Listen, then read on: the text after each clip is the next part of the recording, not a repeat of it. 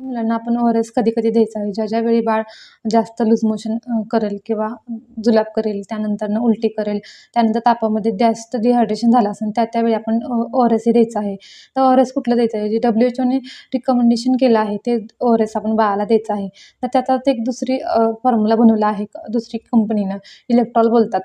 तर ते पण आपण WHOनेच रिकमेंडेड केलं आहे, ते हे आपण बाळाला देऊ शकतो. तर ते कसं द्यायचं आहे ते आपण बघणार आहोत. 2 महिने ते 2 वर्षापर्यंत आपण 50 ते 100 ml एवढं ORS बाळाला द्यायचं आहे.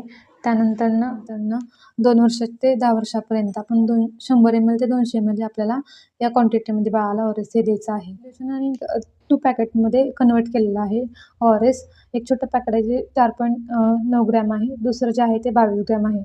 जे छोटं पॅकेट आहे 4.9 ग्रॅमचं ते आपण 200 ml पाण्यामध्ये मिक्स करून द्यायचं आहे. आणि पाणी कसं पाहिजे? एकदम स्वच्छ पिण्याचं पाणी ह्याच्यामध्ये आपण ते मिक्स करून द्यायचं आहे. त्यानंतरनं 22 ग्रॅमचं जे पॅकेट आहे मोठंवालं, ते आपण 1 लिटरमध्ये द्यायचं आहे. आणि हे सगळं बनवलेलं सोल्युशन जे आहे ते आपण फक्त 24 अवर्स पर्यंतच वापरायचं आहे. त्यानंतर ते सोल्युशन सगळं फेकून देऊन पुन्हा नवीन बनवायचं आहे. आणि ज्या वेळी बाळाला उलटी, जुलाब किंवा ताप आल्यावरती डिहायड्रेशन होतं, त्यावेळी आपण हे सोल्युशन त्या बाळांना द्यायचं आहे. की जे डिहायड्रेशन झाले आहे, जे शरीरातलं पाण्याची कमतरता झालेली आहे, या जे इलेक्ट्रोलाइटची कमतरता झाली आहे, ते सगळे भरून निघण्यास मदत होते.